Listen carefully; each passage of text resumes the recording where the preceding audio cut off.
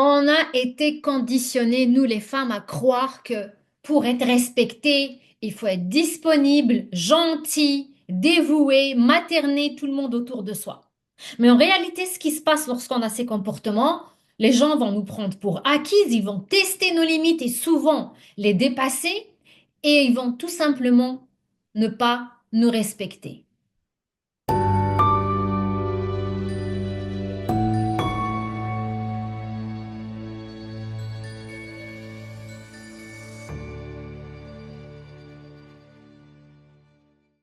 Bonjour et bienvenue sur ma chaîne. Mon nom est Tess et je suis ta partenaire d'éveil et de vie consciente.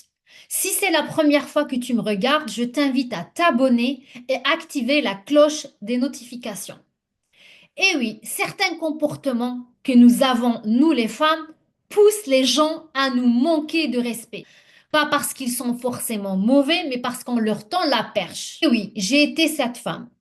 J'étais la personne qui disait oui lorsqu'elle pensait non.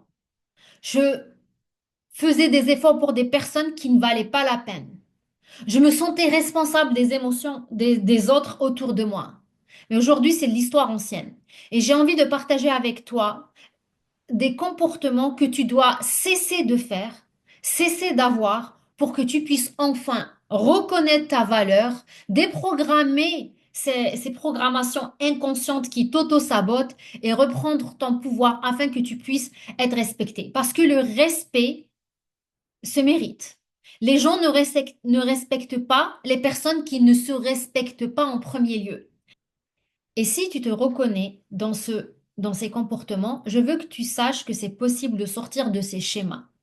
C'est possible de passer de la femme gentille à la femme souveraine, de la femme soumise, people pleaser, à la femme sauvage et indomptable, de la femme pas respectée à la femme qu'on vénère. C'est possible parce que ça ne dépend pas des autres, ça ne dépend que de toi. Et aujourd'hui, je vais partager avec toi des comportements que tu fais peut-être à l'insu de ton plein gré. Ces comportements te maintiennent dans une posture d'impuissance et dans un statut de femme non respectée. Et le pire que ces comportements sont tellement banalisés que notre ego nous empêche de les voir réellement. Alors écoute-moi bien, le premier comportement à cesser tout de suite, c'est cette tendance à vouloir sauver les autres. Cette tendance à te penser responsable comme si tu étais la maman de tout le monde. Et tu passes ton temps à voir est-ce que cette personne fait un travail de développement personnel sur elle? Oh, cette personne devrait peut-être prendre des cours pour améliorer sa communication, pour gérer son stress, pour gérer son anxiété. Ah, cette personne ne devrait pas sortir avec cette personne, elle devrait arrêter d'être dépendante affective. Tu es là en train de t'occuper des choses qui ne te regardent pas à vouloir faire sentir les gens bien, mais à quel prix? D'ailleurs, pose-toi la question, pourquoi tu fais ça?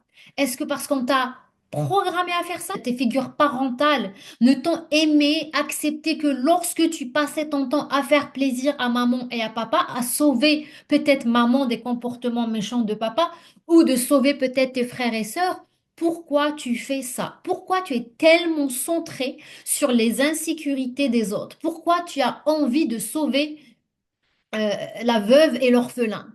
Pourquoi tu fais ça? Et en disant ça, je t'empêche pas de faire de bonnes actions. C'est pas ça le propos. Mais ne deviens pas Mère Teresa au détriment de ta santé mentale et de ta santé émotionnelle. Et souvent, tu ne le vois pas parce que tu es tellement occupé et centré sur le monde extérieur que tu t'empêches de t'arrêter, d'avoir cette humilité de t'observer et observer tes comportements. Observer toute cette énergie qui est dépensée à l'extérieur de toi au lieu de la prendre et de commencer à te sauver. Parce qu'il faut que tu saches que personne viendra te sauver. Tu es ton propre sauveur. Donc arrête d'être focalisé sur les autres et commence par sauver ta peau en premier lieu. Et retiens ça s'il te plaît. Tu n'es la maman de personne. Les seules personnes que tu dois materner, c'est tes enfants et peut-être tes animaux de compagnie. Arrête de faire le travail intérieur des autres à leur place, tu n'es pas un anxiolytique. Et tu crois qu'en faisant ça, les gens vont t'aimer et reconnaître ta valeur? Bien au contraire, souvent ils vont avoir de la frustration parce que tu leur envoies un signal qu'ils ne sont pas capables de s'occuper de leurs affaires. Donc, s'il te plaît, arrête-toi un moment, Respire et commence à évaluer ses comportements et commence à reprendre ton pouvoir. Commence à te mêler de tes affaires. Mind your own business. Donc, pour être respecté, arrête de materner les gens autour de toi. Deuxième comportement qui fait que les gens te prennent pour acquise et qui vont même te manquer de respect, c'est d'hyper performer. C'est d'être toujours la personne qui a envie de faire plus, même quand on lui demande rien. Au travail, tu es la première arrivée, la dernière partie. Tu prends le travail de tes collègues. Et toi, tu penses qu'en faisant ça, les gens vont te respecter, les gens vont dire, waouh, elle est tellement dévouée.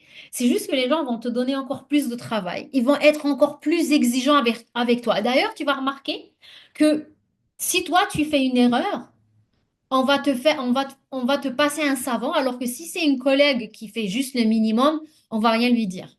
Parce que toute cette exigence que tu as envers toi-même, les gens vont te la miroiter.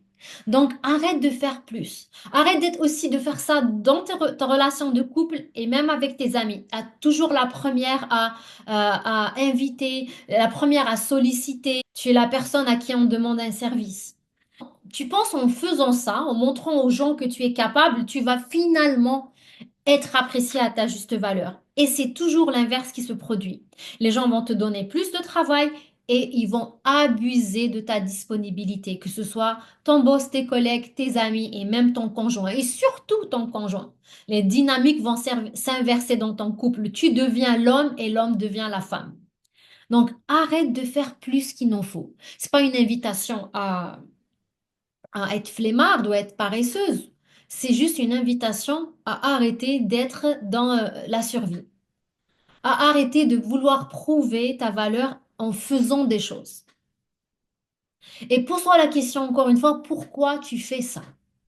Pourquoi tu penses que ce n'est qu'en faisant plus que tu es respecté? Je t'invite vraiment à t'asseoir avec cette question. Et d'ailleurs, les personnes qui ont tendance à performer, elles ont du mal à ne rien faire. Elles vont même ressentir de l'anxiété lorsqu'il s'agit de ne rien faire et de relaxer. Tu l'as remarqué peut-être au travail, quand il n'y a pas beaucoup de travail, tu as tendance à vouloir t'occuper pour ne pas peut-être te sentir coupable de ralentir et de relaxer. Donc ça, c'est la deuxième chose qu'il faut apprendre, qu'il faut arrêter de faire tout simplement. Arrête de hyper performer. Tu vas juste attirer des gens qui vont se nourrir de ton énergie, qui vont t'utiliser au fait comme esclave. Donc ça, c'est le deuxième comportement qui fait en sorte que tu n'es pas respectée, que tu es prise pour acquise par les gens que tu côtoies. Troisième comportement à cesser, c'est cette tendance à dire tout le temps oui. Tu veux partir boire un verre? Oui. Tu veux me prêter de l'argent? Oui. Tu veux me rendre un service? Oui. Tu veux faire des heures supplémentaires? Oui. Tu veux venir avec moi? Oui. Pourquoi? Pourquoi? Apprends à rester avec l'inconfort lorsque tu dis non. Arrête de penser à l'autre. Qu'est-ce qu'il va ressentir? Qu'est-ce qu'il va dire si jamais je dis oui? Si jamais je dis non? Pense à toi. Qu'est-ce qui va arriver lorsque tu es tout le temps drainé de ton énergie? Lorsque tous les gens abusent de ta disponibilité? Les gens vont te prendre pour acquis. D'ailleurs, je suis certaine que dans tes relations, peut-être avec tes frères et sœurs, tes cousins, tes amis, si tu es cette personne-là, tu sens à l'intérieur de toi de la frustration.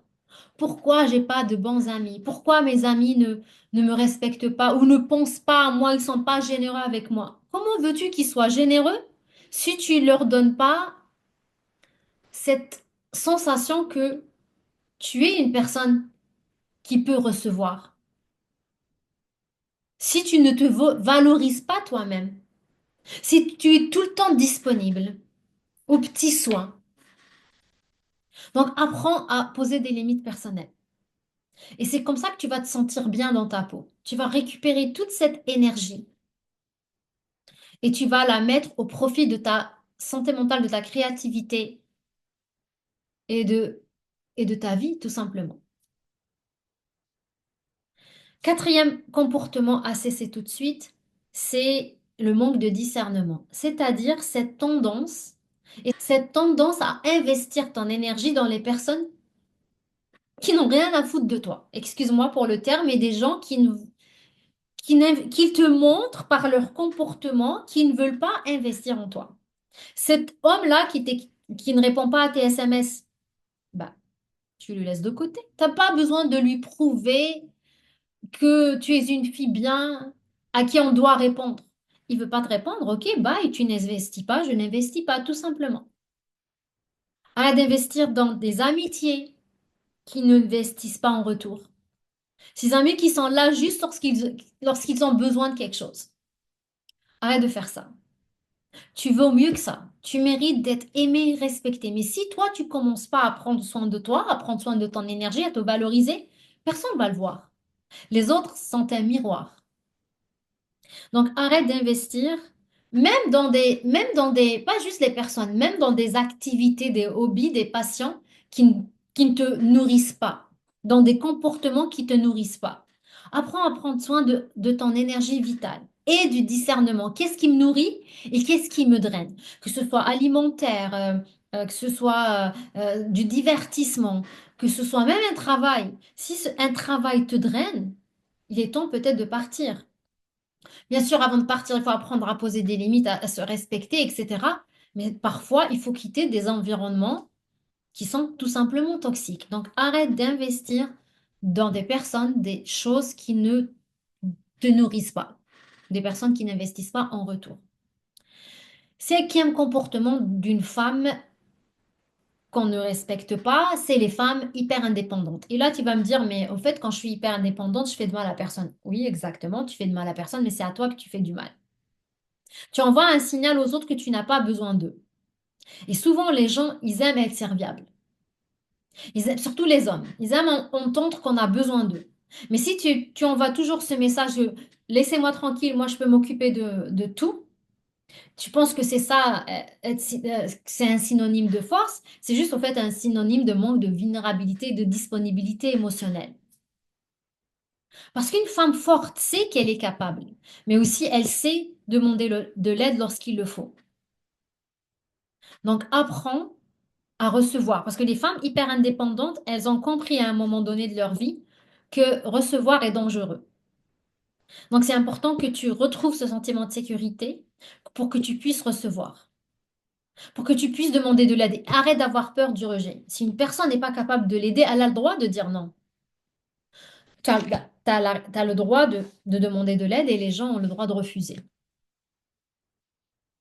On vit dans une société. Tu n'es pas un ermite. On a besoin des autres, d'une relation d'interdépendance, bien sûr. Apprends à recevoir. Et s'il te plaît, ne te sens pas redevable. Donc finalement, pour être respecté, il faut se respecter d'abord soi-même. Une femme qui est respectée, c'est une femme qui ne sauve pas les gens, qui passe pas son temps à materner les autres. C'est une femme qui est capable de dire non. C'est une femme qui n'éparpille pas son énergie vitale. Elle sait que son énergie vitale est précieuse. Et c'est une femme qui est capable de rentrer en contact avec l'autre tout en se respectant. Finalement, une femme qui se respecte, c'est une femme qui est centrée sur elle, qui prend soin de ses besoins, qui se priorise et qui concentre son énergie dans l'atteinte de ses objectifs. Voilà, j'espère que cette vidéo va t'aider à prendre soin de toi pour que finalement tu puisses recevoir le respect que tu mérites. On se voit dans une autre vidéo. D'ici là, prends bien soin de toi. Bye.